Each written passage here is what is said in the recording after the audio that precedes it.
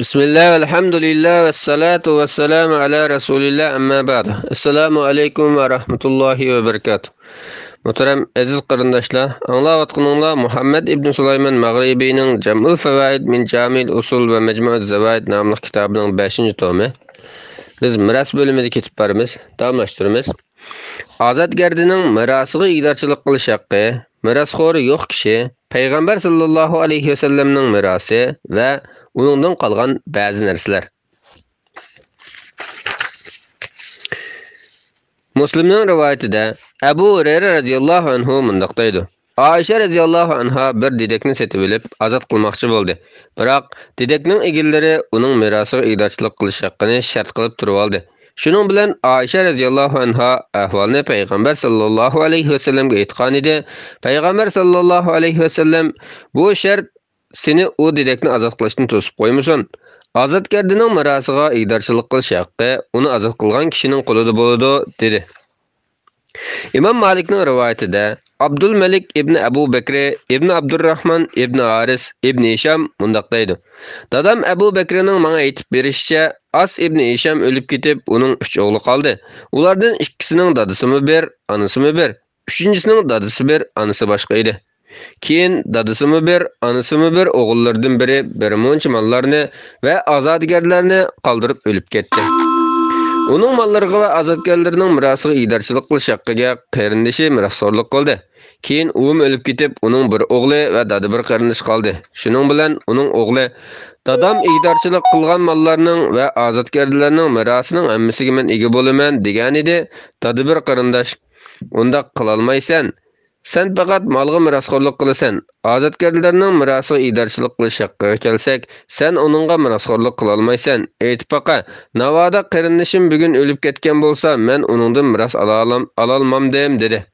Shunda qilib ular Osman ibn Affan radhiyallohu anhu ning qishiga davolashib borgan edi. Osman radhiyallohu anhu azodgarlarning mirosiga ig'dorchilik qilish haqqini dadi bir qarinishiga buyurib berdi.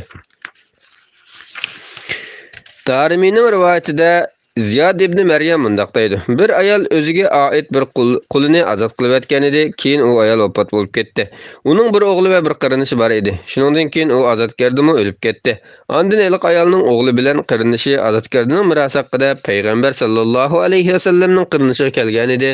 Payg'ambar sallallohu alayhi vasallam uning mirosi ayolning o'g'li qoladi dedi. Ayolning qarinishi: "Ey Rasululloh, navoda u azodgarda diyetga munosabatga birer jinoyat ishlasa, kimning ustiga bo'ladi?" deb so'rgan edi. Payg'ambar sallallohu alayhi vasallam sening ustingga bo'ladi dedi. Darimining rivoyatida Hasan radhiyallohu anhu mundaq deydi: Payg'ambar sallallohu alayhi vasallam Baqi bozoriga chiqqan edi. Bir qulning setishga chiqarib qo'yilganligini ko'rib, uni setib olish uchun baho talashdi. Keyin uni elishdan yaltaygan edi. U qulni boshqa bir odam setib olib azod qilib etdi. Ondan u azodgarni elib payg'ambar sallallohu alayhi vasallamning qashiga keldi va "Men bu kishini setib olib azod qilib etdim, qandoq bo'pti?" deb so'ragan edi. Payg'ambar sallallohu alayhi vasallam buningdan keyin u sening qarindishing va azodgardingdir dedi. U odam uni hamisha o'zimga amr qilib olsam qandoq bo'ladi degan edi. Payg'ambar sallallohu alayhi vasallam agar sen shunday qilgan taqdirda u sendan minnatdor bo'lsa, bu uning uchun yaxshi, sen uchun yomondir. Agar u sana tuzkorlik qilsa, bu sen uchun yaxshi, uning uchun yomondir dedi. U odam uning pul-moli qandoq bo'ladi degan edi. Payg'ambar sallallohu alayhi vasallam agar u o'lib ketgan taqdirda yaqin tuqqanlar bo'lmasa, sen uning mirosxo'ri bo'lasan dedi. Abu Davudning rivoyatida Amr ibn Shuyayb dadasidan buvisining mundaq deganligini rivoyat qiladi. Riyab ibn Uzayfa bir ayol bilan to'y qilgan edi. U ayol uningga 3 o'g'il tug'ib berdi. Keyin u ayol o'lib ketgan edi. Uning o'g'illari onasining uylariga va azodgarlarning miroslariga ig'dorchilik qilish haqqiga varislik qildi. Amr ibn As radhiyallohu anhu u ayolning dadi tarafdan tutishadigan yaqin tuqqani edi. U ularni ayolning bolalarini Shamga olib bordi. Ular va uning ayolining pul-moli bar bir azizgarisi o'lib ketdi. Amr ibn As radhiyallohu anhu qaytib kelgandan keyin ularning bolalariga mirosxo'rlik qildi. Biroq u ayolning qarindoshlari uning bilan mirostalashib, Ömer ibn Hattab radhiyallahu anhu'nun qışığı bargan idi. Ömer ibn Hattab radhiyallahu anhu Peygamber sallallahu aleyhi ve sellem bala yoki dada miras algan mallar onun yaqin er tuqqanlariga qoladi degan dedi. Ve bir parça xat yazıp onunğa Abdurrahman ibn Avfni, Zeyd ibn Sabitni ve yana bir adamni guvohchi qilib Amr ibn As radhiyallahu anhu avatdi. Abdülmelik xalifelikka o'ltirganda eliq qarindoshlar yana davalashib Hisham ibn Ismoilning yoki Ismoil ibn Hishamning yana borgan edi. U ularni Abdulmalikning oldiga olib bordi. Şunun bilan Abdulmalik bu men biladigan hukm ekan. Bu hukmni Ömer ibn Hattab radhiyallahu anhu xatar qilib bizga bildirgan edi. Biz uning hukmiga qiyomat kishilik amal qilamiz dedi. Abu Davudning rivoyatida Miqdam Kindi radhiyallahu anhu da rivoyat qilinadi-ki, Payg'ambar sallallohu alayhi va sallam mundaq degan: Her qandaq bir müminga igdorchilik qilishga men uning o'zidan bakrak haqliqman. Kimki qarz yoki bola chaqa qoldirib ketsa, men qarzini to'layman. Bola chaqalarining holidan xabar olaman. Kimki boylik qoldirib ketsa, miroqso'g'ir qoladi. Egisi yo'q kishiga men igdorchilik qilaman. Uning meliga miroqso'rlik qilaman. Asirlarini qutqizaman. Egisi yo'q kishiga ona taraf tog'asimi igdorchilik qiladi. Uning melini miroq oladi, asirlarini qutqizadi. Abu Davudning rivoyatida Miqdam Kindi radhiyallohu anhu da rivoyat qilinadi-ki, Payg'ambar sallallohu alayhi va sallam mundaq degan: Kimki ig'ir yuk tashlab, ya'ni qarz yoki balachoq qoldirib ketsa, u mening ustimgidir. Yana bir rivoyatda Alloh va uning payg'ambarining ustigidir degan. Kimki pul-mol qoldirib ketsa, mirosxo'rlar oladi. Men mirosxo'ri yo'q kishining mirosxo'riman. Uning diyetini to'layman va uningdan miros olaman.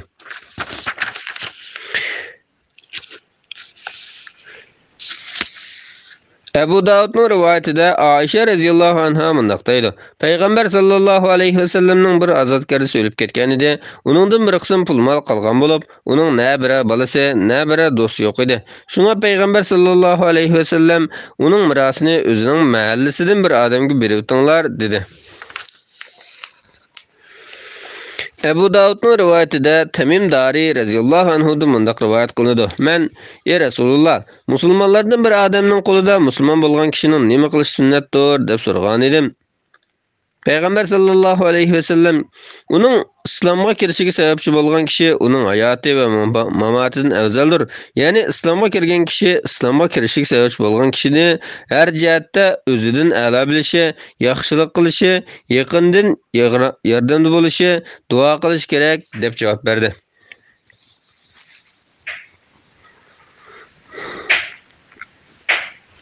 Razinning rivoyatida Ömer radhiyallohu anhu mundaq deydi: Tepib olgan bola o'rdir, uning mirosi davlat xazinasiga qoladi. Shundaqla ozodlikqa tamoman qo'liga berilgan qulmi o'rdir, uning mirosimi davlat xazinasiga qoladi. Abu Davudning rivoyatida Abu Hurayra radhiyallohu anhu da rivoyat qilinadi-ki, Payg'ambar sallallohu alayhi va sallam mundaq degan: Mening varislarim mendan qolgan pul-mollarni taqsim qilishamaydi. O pul-mollardan ayollarim va o'rinbosarlarimning turmush sharoitidan eshib qolgani sadiqadir. İmam Buxariyning rivoyatida müminlarning onasi Aisha radhiyallohu anha mundaq deydi: Payg'ambar sallallohu alayhi va sallamning vafotidan keyin uning qizi Fatima radhiyallohu anha Abu Bakr Siddiq radhiyallohu anhuning qishig'iga kelib, Payg'ambar sallallohu alayhi va sallamdan qolgan Alloh Payg'ambar sallallohu alayhi va sallam g'animat qilib bergan mollardan o'ziga tegishli mirosini berishni talab qilgan edi. Abu Bakr radhiyallohu anhu uningga: Payg'ambar sallallohu alayhi va sallam biz miros qoldirmaymiz, bizdan qolgan mol-pullar sadiqadir degan dedi. Payg'ambar sallallohu alayhi va sallamning qizi Fatima radhiyallohu anha qattiq achchiqlab Abu Bakr radhiyallohu anhuga adovat tutdi. U uningga shu adovat tutquncha vafot bo'lib ketdi. U Payg'ambar sallallohu alayhi va sallamdan keyin 6 oy yashagan edi. Fatima radhiyallohu anha Abu Bakr radhiyallohu anhudan Payg'ambar sallallohu alayhi va sallamning Xaybardagi va Fadakdagi mol-mulklardan Madinadagi sadiqasini o'zining nishini talab qilgan edi. Abu Bakr radhiyallohu anhu uning talabini rad qildi va Payg'ambar sallallohu alayhi va sallamning qilgan ishidan birarsini tashlab qo'yish mening haqqim emas. Men uning qilgan ishining birini qo'ymay ijro qilaman. Agar men uning qilgan ishidan birarsini tashlab qo'ysam, to'g'ri yo'lni ezib ketishimdan qo'rqaman dedi. Peygamber sallallahu aleyhi ve sellem'nin Medine'deki sadiqasi kelsak, Ömer radhiyallahu anhu onu Ali radhiyallahu anhu bilen Abbas radhiyallahu anhu berdi. Ama Hayber ve Fedek'teki malumki kelsak, Ömer radhiyallahu anhu onu koluçun tuttu ve bu işki baylık Peygamber sallallahu aleyhi ve sellem'nin sadiqasi bulup, onun aldıda oturğa çıkıp kaladigan haq hukuklarga ve ihtiyaclık yerler işletildi. Keyin onu işletiliş halifinin kolu bulup geldi ve bugün şundak bulup gelmekte dedi.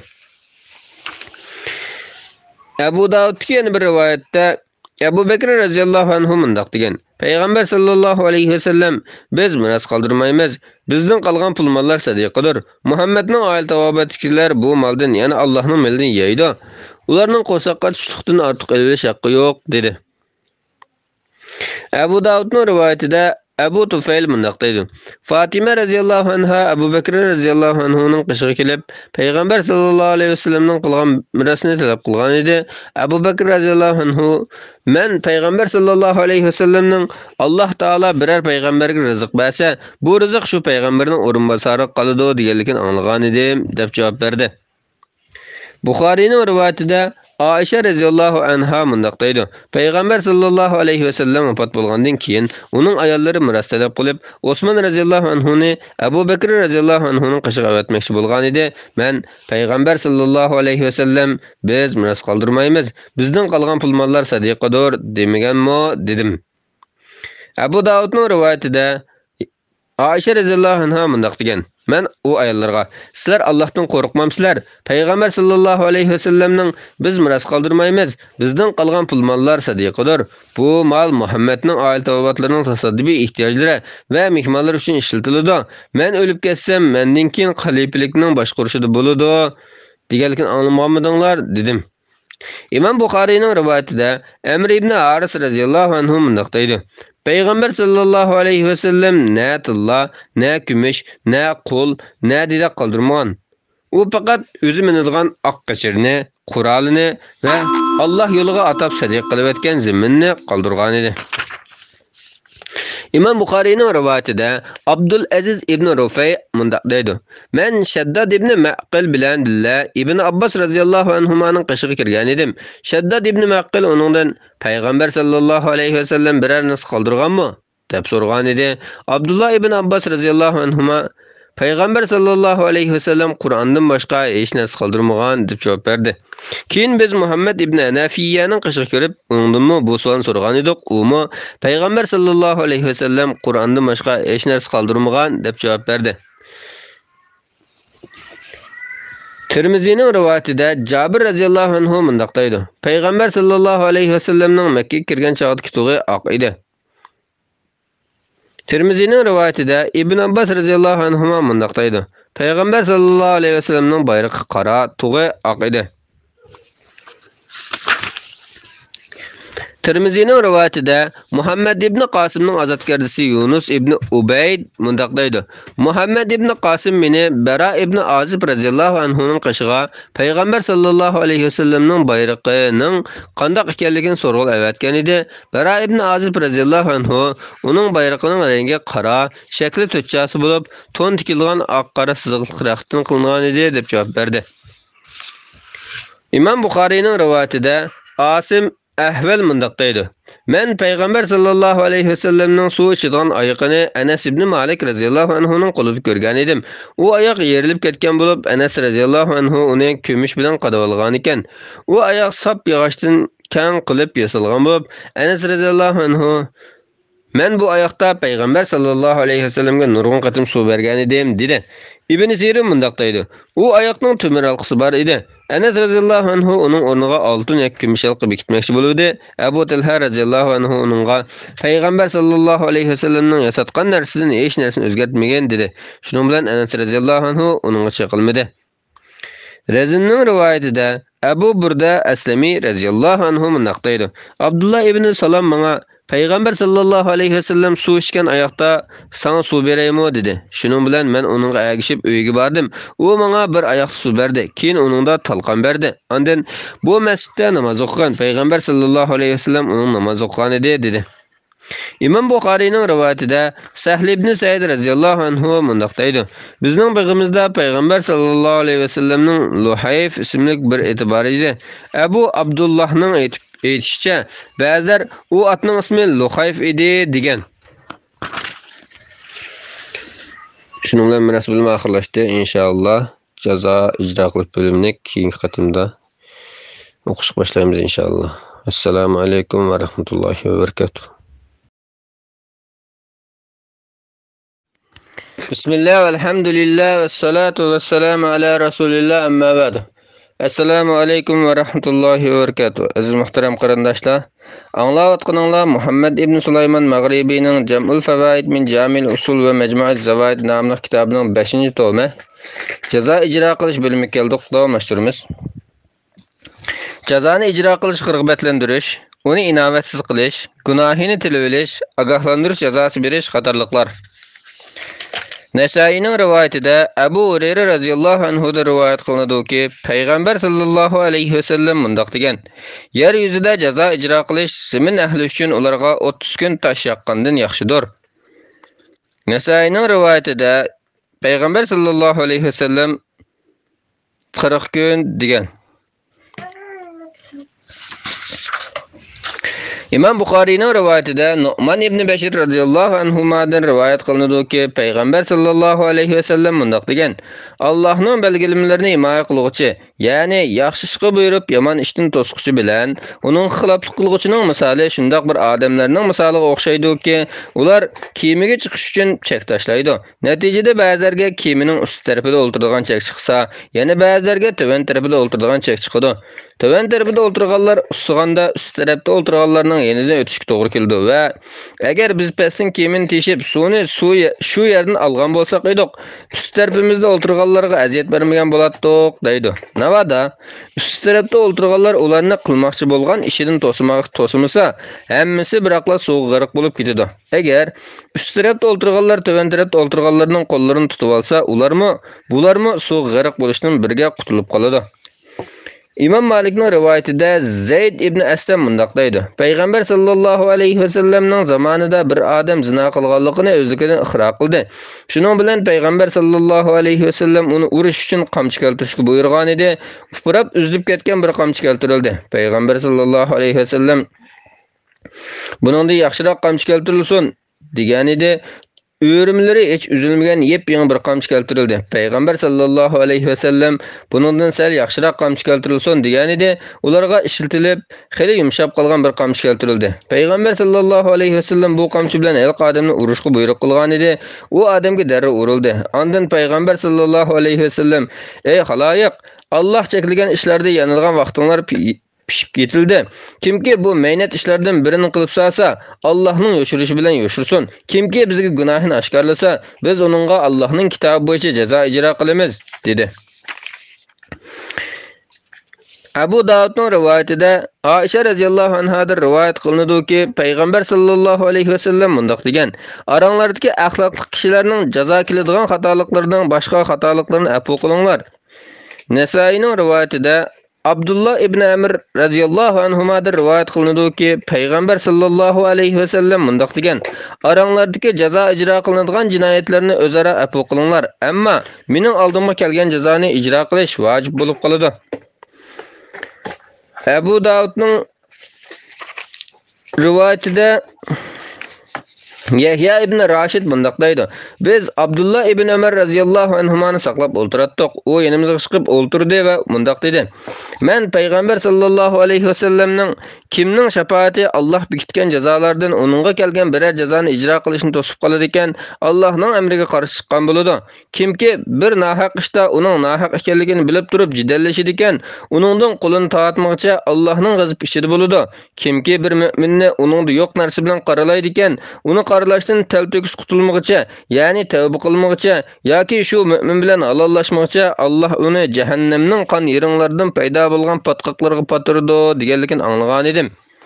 İmam Malikning rivoyatida Rabiya ibn Abdurrahman mundaq deydi. Zubayr ibn Avvam radhiyallohu anhu bir o'g'rini tutib olib, uni xalifaning oldiga elib mangan bir odamga uchrab qolib, uningdan o'g'rini qo'yitishni tilib olgan edi. U odam, "Yo'q, men buni xalifaning qishiga elib bormsam bo'lmaydi" dedi. Buni anglagan Zubayr radhiyallohu anhu, "Agar uni xalifaning qishiga elib borsang, Alloh uning gunohini kechirguchi bilan tilib olguchi egisiga la'nat qiladi" dedi. İmam Malikning rivoyatida Safvan ibn Abdullah ibn Safvan mundaq deydi. Safvan ibn Umayya radhiyallohu anhuga hijrat qilmagan kishi ziyonkor bo'ladi deyilgan edi. U bu gapni anglab Madinaga hijrat qildi. U Madinaga kelgandan keyin masjidga kelib to'nini beshiga qo'yib uxladi. Shu asnoda bir o'g'ri kelib uning to'nini olgan edi. Safvan radhiyallohu anhu uni tutib olib payg'ambar sallallohu alayhi vasallamning qishiga olib keldi. Payg'ambar sallallohu alayhi vasallam uning qo'lini kesishga buyurgan edi. Safvan radhiyallohu anhu payg'ambar sallallohu alayhi vasallamga: "Ey Rasululloh, men bundoq bo'lishini kutmagan edim. U to'n uning sadiq bo'lib ketsin" dedi. Biroq payg'ambar sallallohu alayhi vasallam uni mening qishimga elib kelishdan burun shunday qilsang bo'lmasmidi dedi. İmam Buxoriyning rivoyatida Abu Burda Ansari radhiyallohu anhu mundaq deydi. Men payg'ambar sallallohu alayhi vasallamning Alloh belgilagan jazolardan birasi bo'lmasa, birini jazolaganda 10 darajadan ortiq urmanglar deganligini anglagan edim. İmam Buxoriyning rivoyatida Abdurrahman ibn Jabir payg'ambar sallallohu alayhi vasallamdan anglagan biridan payg'ambar sallallohu alayhi vasallamning mundaq deganligini rivoyat qiladi. Alloh belgilagan jazolardan birasi bo'lmasa, birini jazolaganda 10 darajadan ortiq urish bo'lmaydi. Şunun bilan bugungi jazo. Bismillah, alhamdulillah, vessalatu vessalamu ala rasulillah, amma ba'd. Assalomu alaykum va rahmatullohi va barakatuh. Muhtaram qarindoshlar, anglayotganinglar Muhammad ibn Sulaymon Mag'ribiyning Jam'ul Fawaid min Jamil Usul va Majmu'at Zawaid nomli kitobining 5-tomi. Biz jazo ijro qilish bilimini o'qiyotimiz. Davomlashtiramiz.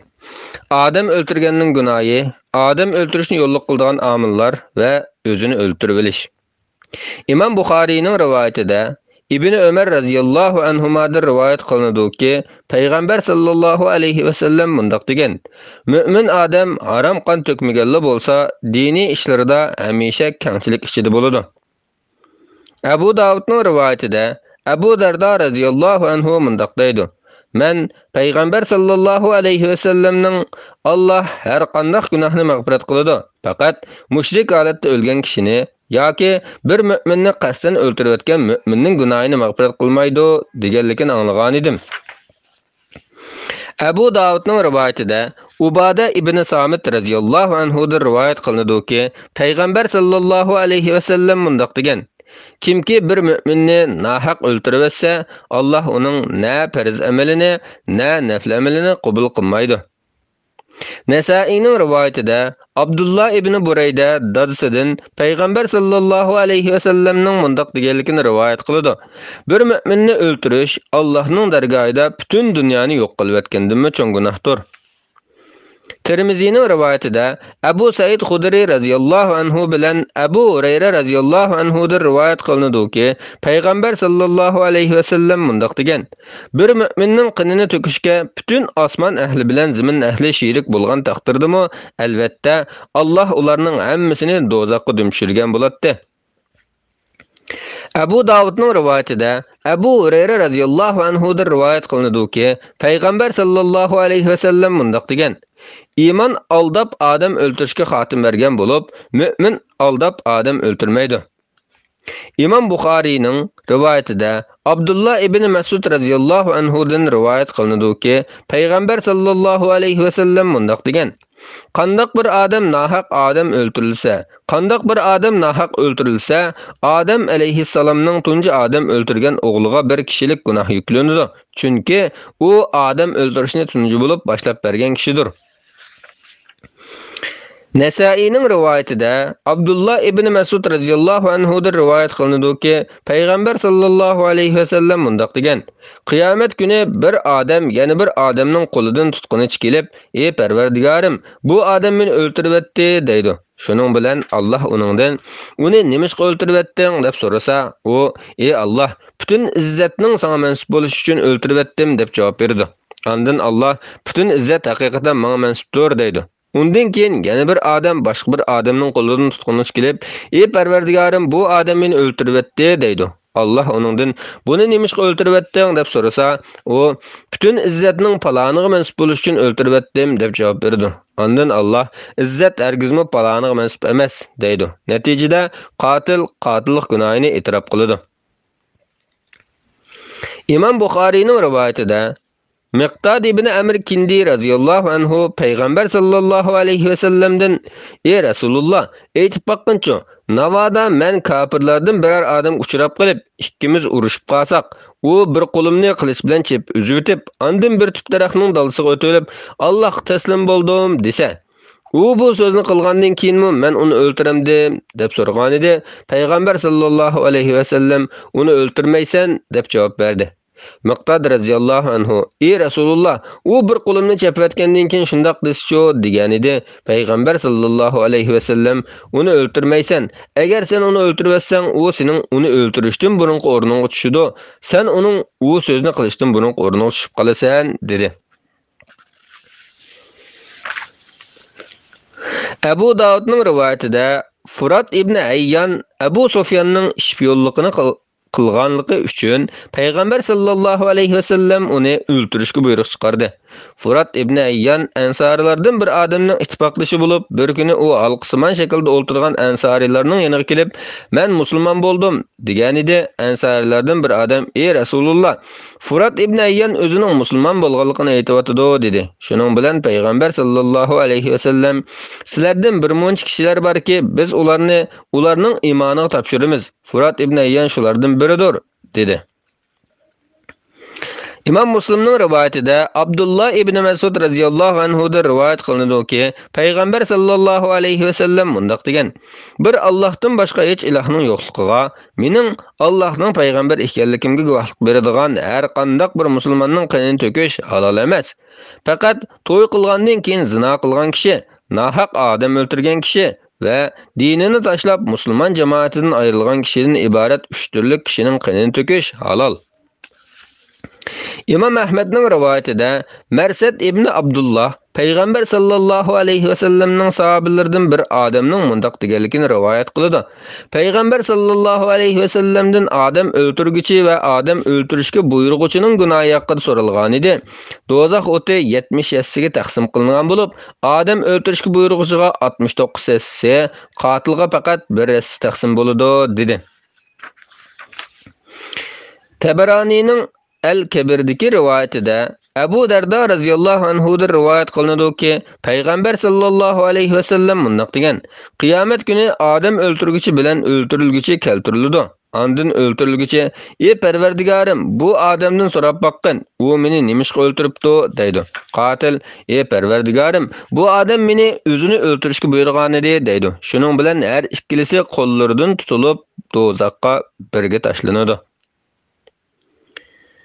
Nasaining rivoyatida Qabus ibn Muhariq dadasining mundaq deganligini rivoyat qiladi. Bir odam payg'ambar sallallohu alayhi va sallamning qishig'iga kelib, "Birov pul melimni elib olmoqchi bo'lib kelsa, men qanday qilaman?" deb so'ragan edi. Payg'ambar sallallohu alayhi va sallam uningga Allohni eslatgan dedi. U odam "Agar u Allohdan qo'rqmasa-chi" degan edi. Payg'ambar sallallohu alayhi va sallam "Atrofingdagi musulmonlardan yordam olgin" dedi. U odam "Atrofimda birmi musulmon bo'lmay qolsa-chi" degan edi. Payg'ambar sallallohu alayhi va sallam "Podshohdan yordam tilagan" dedi. U odam "Podshoh mendan qochsa-chi" degan edi. Payg'ambar sallallohu alayhi va sallam "Pul melingni qo'g'dab oxiratning shaytonidan bo'lganga yoki pul melingni qo'g'dab qolgan qadar uning bilan urushqin" dedi. Tirmizining rivoyatida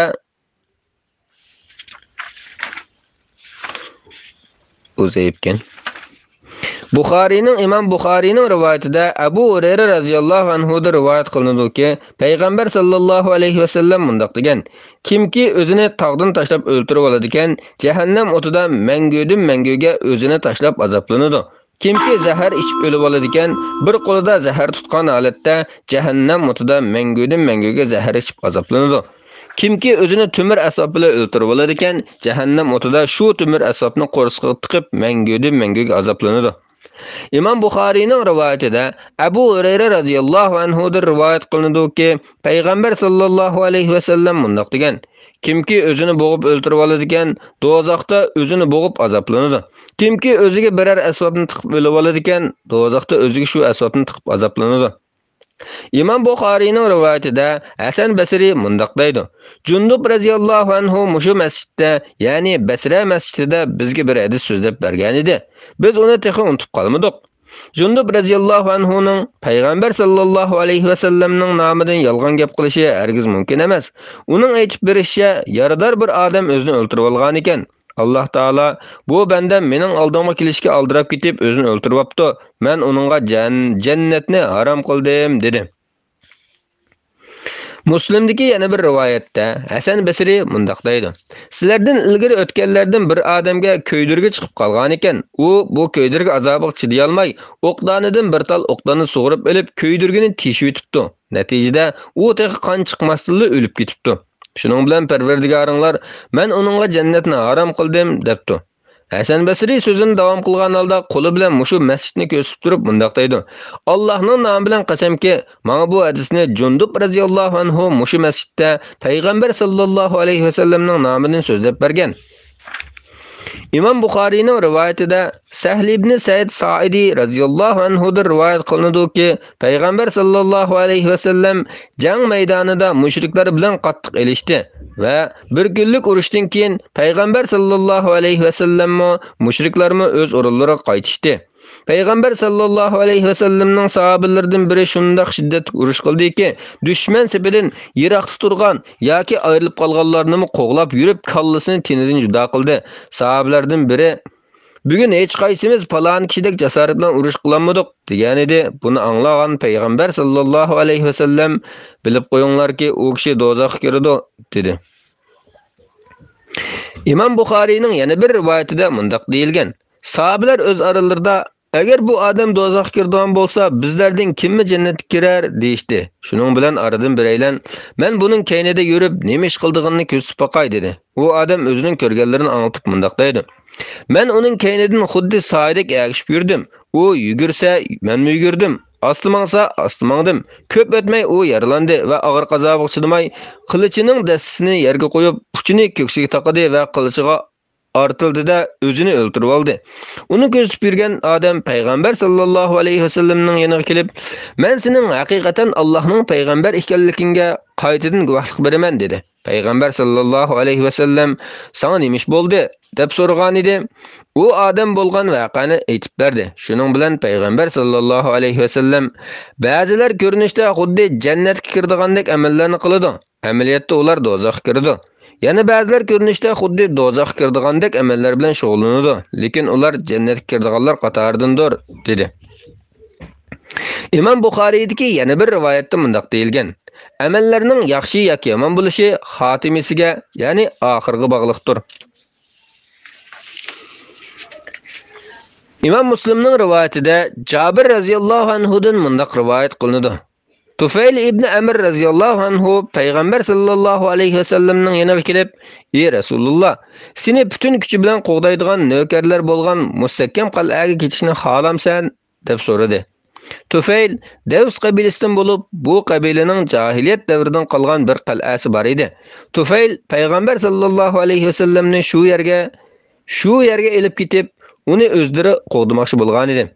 Ammo Alloh taolo Payg'ambar sallallohu alayhi va sallamni qo'g'dash vazifasini ansorilarga topshirganlik uchun Payg'ambar sallallohu alayhi va sallam Tufaylning taklifini qabul qilmadi. Payg'ambar alayhissalom Madinaga hijrat qilgandan keyin Tufayl radhiyallohu anhu qabilasidan bir kishi bilan birga Madinaga hijrat qildi. Lekin Madinaning havosi ularga yoqmadi. Tufaylning amroyi og'rib qolib, ko'p azob chekdi va bir kuni yoning o'qini chiqarib, barmoqlarining bo'g'imlarini kesib etdi. İkki qo'lidan to'xtamay qaniqib, oxir o'lib ketdi. Keyin Tufayl radhiyallohu anhu uni tushib ko'rdi. Qarg'udak bo'lsa, rangi ro'yi joyida, ammo qo'li yo'gaklik turg'udak. Tufayl radhiyallohu anhu uningdan Parvardigoring qanday qildi, ya'ni kechirdimi deb so'rasa, u Rabbim meni Payg'ambar sallallohu alayhi va sallamning yoniga hijrat qilganligim uchun kechiribdi dedik. Tufayl qo'ling yo'gaklik turdig'i deb so'rasa, u menga vujudingdan o'zing o'zgartirib olgan yerlarni biz o'ngishmaymiz deyildi dedik. Tufayl radhiyallohu anhu bu tushini payg'ambar sallallohu alayhi vasallamga so'zlab bergan edi. Payg'ambar alayhissalom: "Ey Alloh, uning ikki qo'lini kechirib etgin" deb duo qildi. Abu Davudning rivoyatida Jabir ibn Samura radhiyallohu anhu da rivoyat qilinadiki, bir kishi og'rib qolgan edi. Uning uyidan faryod ovozini anglagan qo'shnisi payg'ambar sallallohu alayhi vasallamning yoniga kelib, "Falon o'lib qoldi" dedi. Payg'ambar sallallohu alayhi vasallam uningdan "O'lganligini sen nereden bilding?" deb so'radi. U odam "Men ko'rdim" dedi. Lekin payg'ambar sallallohu alayhi vasallam "Yo'q, u tek o'lmadi" dedi. U odam qaytib ketdi. Lekin yana u uydan chiqayotgan faryod ovozini anglab, payg'ambar sallallohu alayhi vasallamning yoniga keldi va "U o'lib qoldi" dedi. Payg'ambar sallallohu alayhi vasallam yana "Yo'q, u tek o'lmadi" dedi. U odam yana qaytib ketdi. Qo'shnisining uyidan yana faryod ovozi anglashga boshlagan edi. Ayoli payg'ambar sallallohu alayhi vasallamga xabar bergan dedi. U odam "Ey Alloh, uning la'nat qilgan" dedi va o'lgan qo'shnisining uyiga kirib, uning bir tal ya o'qining kuchi bilan o'zini o'ltirib olganligini ko'rdi. U darhol payg'ambar sallallohu alayhi vasallamning yoniga berib qo'shnisining rostli o'lganligini aytdi. Payg'ambar sallallohu alayhi vasallam yana uning o'lganligini sen nereden bilding deb so'radi. U odam "Men uning o'zini ya o'qining kuchi bilan o'ltirib olganligini ko'rdim" dedi. Payg'ambar sallallohu alayhi vasallam bo'g'izlaganligini ko'rdingmi deb so'radi. U odam "Ha" deganda payg'ambar sallallohu alayhi vasallam "Undaq bo'lsa, men uning namozini tushirmayman" dedi. Assalomu alaykum va rahmatullohi va barakatuh. Bismillah, alhamdulillah, vassalatu vassalamu ala rasulillah, amma ba'd. Assalomu alaykum va rahmatullohi va barakatuh. Aziz qarindoshlar, anglayotganinglar Muhammad ibn Sulaymon Mag'ribiyning Jam'ul Fawaid min Jamil Usul va Majmu'uz Zawaid nomli kitobining 5-tomi jazo ijro qilish bo'limini o'qiyotimiz, davomlashtiramiz. Qasdan odam o'ltirgan va xatolashib odam o'ltirganlarga ijro qilinadigan qisos, dodi bilan bola, jamoat bilan shaxs, hur bilan qul va musulmon bilan kofir o'tirisidagi qisos masalalari.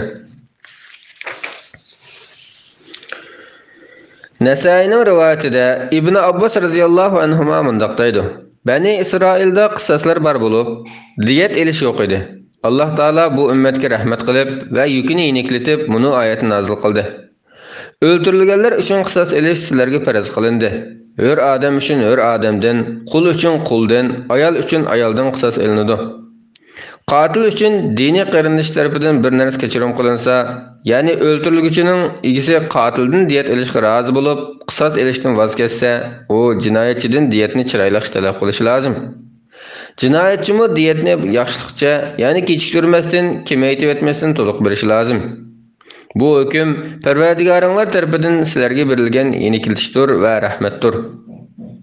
Oyatdagi qotil uchun diniy qarindosh tarafidan bir narsa kechirim qilinsa degan iboraning ma'nosi qasddan o'ltirilguchining egisi qotildan diyat olishga rozi bo'lib, qisos elishdan voz kechsa deganlik bo'ladi. Chiroyliqcha talab qilish lozim degan iboradan o'ltirilguchining egisi qotildan diyatni chiroyli talab qilish lozim. Yaxshilikcha berish lozim degan iboradan bo'lsa, jinoyatchimi diyatni kechiktirib etmasdan, kamaytirib etmasdan to'liq berish lozim degan ma'no ko'z tutiladi. Bu hukm Parvardigoringlar tarafidan sizlarga berilgan yenilikdir va rahmatdir degan ibora sizlardan ilgirkilarga farz qilingan faqatla qisos elish edi. Diyat elishga ruxsat qilinmagan edi. Shuning uchun diyat elishqimi bo'ladi degan bu hukm Parvardigoringlar tarafidan sizlarga berilgan yenilik va rahmatdir degan ma'no bildiradi. Abu Davudning rivoyatida Ibn Abbos radhiyallohu anhudan rivoyat qilinadiki, payg'ambar sallallohu alayhi vasallam mundaq degan: Bir kishi o'zaro tosh etishish, qamcha yoki osi bilan bir-birini urushish qatorliq kimning o'ltirgani aniq bilinmaydigan sabablar bilan o'lib qolsa, buningga maqsadsiz odam o'ldirish jinoyati deb bekitiladi. Buning deyitimi maqsadsiz odam o'ltirganning deyiti bilan barobar bo'ladi. Qasddan odam o'ltirgan kishidan qisos elinadi. Qotilni qo'g'dab qisosni ijro qilishga to'sqinlik qilgan kishiga Allohning la'nati va g'azabi yog'adi. Unda kishining qilgan amallaridan farz yoki nafl bo'lsin, hech qaysisi qabul qilinmaydi. Imom Muslimning rivoyatida Alqama ibn Voil dadasining mundaq deganligini rivoyat qiladi. Men payg'ambar sallallohu alayhi vasallam bilan o'ltiratdim. Bir odam Yani bir adamның boynunu tas bilan bağlap söylegen peti yetip kelip, "Ey Rasulullah, bu mening qırınışımni öldürüvetdi" dedi. Peygamber sallallahu aleyhi ve sellem qatildan "Ras öldürüvetdingmi?" deb so'radi. U javob berib bo'lguncha uni so'rab kelgan odam, "Agar u ixro qilmasa, o'ldirganligini isbotlaydigan fakitim bor" dedi. Qatil javob berib, "Ha, o'ldirdim" dedi. Peygamber sallallahu aleyhi ve sellem qandaq o'ltirding deb so'radi. U ikkimiz daraxtning g'azini qiqavatdik. U meni tilladi. Shuning bilan men uning boshiga palto bilan urib o'ltirdim. Diyet berib o'zingni qutuldirgan mol-mulking bormi? Mening ustimdagi kiyimim va bir tal paltamdan boshqa hech nimam yo'q. Sencha qabilang deyting to'ylab seni qutuldira olammi? Men qabilamning nazarida unchalik qilishga arzigidek odam emas. Shuning bilan Peygamber sallallahu aleyhi ve sellem tasmini o'ltirilgishining qırınışığı taşlap berip, "Al, bunu qandaq qilsang qil" dedi. O adam qatilni elib chiqib ketayotganda, Peygamber sallallahu aleyhi ve sellem, "Agar bu adam qatilni o'ltiribsa, uning bilan hech farq qolmaydi" dedi. Buni anglagan adam qaytib kelib, Peygamber sallallahu aleyhi ve sellemga, "Ey Rasulullah, men sening agar bu adam qatilni elib chiqib o'ltiribsa, uning bilan hech farq qolmaydi deganligini angladim. Men buni sening buyrug'ingga binoan elib mangan tursam" dedi. Peygamber sallallahu aleyhi ve sellem, "Sen bunun senin qarindishingning gunohini üstüge elishni xohlamamsan" deb so'radi. O adam, "Albatta xohlayman" dedi. Peygamber sallallahu aleyhi ve sellem, "Mana bu shundoq bo'ladi" dedi. Shuning bilan o adam qo'lidagi tasmani tashlab, qatilni qo'yib berdi. Abu Davudning rivoyatida Peygamber sallallahu aleyhi ve sellem uni qandaq o'ltirding deb so'ragan edi. O adam, "Men uning boshiga palto bilan urdim, lekin u o'ltirishni maqsad qilmagan edim" dedi. Nasai'ning rivoyatida Abu Hurayra radhiyallohu anhudan mundaq rivoyat qilinadi. Peygamber sallallahu aleyhi ve sellemning oldiga birining qatil elib kelindi. Peygamber aleyhissalom qatilni o'ltirilguchining egillariga topshirib berdi. Qatil, "Ey Rasulullah, uni o'ltirish niyatim yo'q edi" dedi. Buni anglagan Peygamber sallallahu aleyhi ve sellem o'ltirilguchining egisiga, "Uning degani ras bo'lib chiqalsa, uni qisas uchun o'ltiribsan, sen do'zaxga kirasan" dedi. O'ltirilguchining egisi bu so'zni anglab qatilni qo'yib etdi. Qatilning qo'llari orqasidan arg'amchi bilan bog'liq edi. Qo'yib berilgandan keyin arg'amchini so'rgan peti chiqib ketdi. Shuning bilan u arg'amchilik kishi deb nom oldi. Tirmizining rivoyatida Suraqa ibn Malik ibn Jusham radhiyallohu anhu mundaq deydi. Peygamber sallallahu aleyhi ve sellemning huzuriga kirgan vaqtlarimda uning dadasini o'ltirgan bolaga dadasi uchun qisas jazosi berganligini, ammo bolasini o'ltirgan dadaga jazo bermaganligini ko'rdim. Buxoriy muallaq rivoyat qilgan hadisda Ibn Umar radhiyallohu anhudan mundaq rivoyat qilinadi. San'ada bir qul boshqalar tarafidan o'ltirilgan edi. Umar radhiyallohu anhu uni o'ltirishga San'a aholisi qatnashgan bo'lsa-mu, hammasini o'limga hukm qilgan bo'ladi dedi. Malikning rivoyatida Said ibn Musayyab mundaq deydi. 5 yoki 7 odam birlashib bir odamni o'ltirayotgan edi. Umar radhiyallohu anhu ularning hammasiga o'lim jazosi bergandan keyin, "Agar butun San'a aholisi bu kishini o'ltirishga qatnashgan bo'lsa, men ularning hammasini o'limga hukm qilgan bo'lardim" dedi.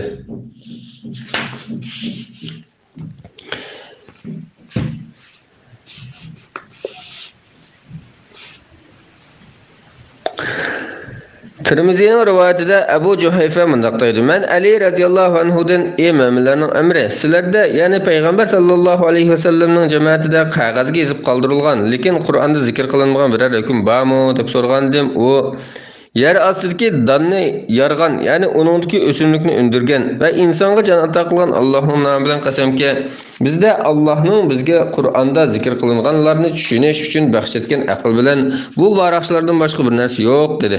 Men bu varaqchilarga nima deb so'ragan edim. U buningda diyetga aloqador hukmlar, asirlarni ozod qilish va mu'min odamning kafir uchun o'ldirilmasligi qatorli hukmlar bor dedi.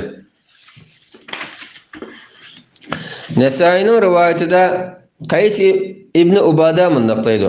Ashtar ikkimiz Ali radhiyallohu anhuning yoniga kelib, uningdan "Payg'ambar sallallohu alayhi va sallam sana avom xalqqa tavsiya qilgan biror ishni alohida tavsiya qilganmidi?" deb so'radik. U, "Yo'q, bu varaqchida yozilgan narsalardan boshqa bir narsani tavsiya qilgan emas" dedi va qilishining g'ilpidan bir varaqchini chiqardi. U varaqchida bunlar yozilgan ekan. Barliq mu'minning qini, mayli u boy yoki kambag'al bo'lsin, barobardir. Mu'minlar dushmaniga qarshi bir quldek o'yishqandir. Müminler içinde mertebe cihetdə ən tövən bolğan kişiningmi düşman tərəfdən birəsiga bergan panohlik kuchga egidir. Diqqat qilinglar ki, müminni kafirning qisosi uchun o'ltirishga bo'lmaydi. Kafirga berilgan amonlik muddati tugamasdan burun chaqilishga bo'lmaydi. Kim jinoyat o'tkazsa, jazoga o'zi tortiladi. Jinoyat o'tkazgichini yoshirib uyida saqlagan kishiga Allohning, farishtalarning va barliq kishilarning la'nati yog'sin. Abu Davudning rivoyatida Amr ibn Shuayb dadasi orqali bo'lsadan rivoyat qiladi-ki, payg'ambar sallallohu alayhi va sallam mundaq degan: Müminlərning qonlari barobar. Müminlərning ichida martaba jihatda eng to'yon bo'lgan kishiningmi dushman tarafdan birasiga bergan amonlikqa kuchga ega bo'lib, yiroqdagi bir mu'minningmi panohlik berish huquqi bo'ladi. Müminlər dushmaniga qarshi bir quldek uyushgan bo'ladi. Urushga chiqqanda olgan o'ljining kuchliklari ojizlar bilan teng bo'lishidi. Hujumga o'tganlar orqa safdagilar bilan o'ljini teng bo'lishidi. Müminni kafirning qisosi uchun o'ltirishga bo'lmaydi. Kafirga berilgan amonlik muddati tugamasdan burun kafirga chiqilishga bo'lmaydi. Assalomu alaykum va rahmatullohi va barakatuh.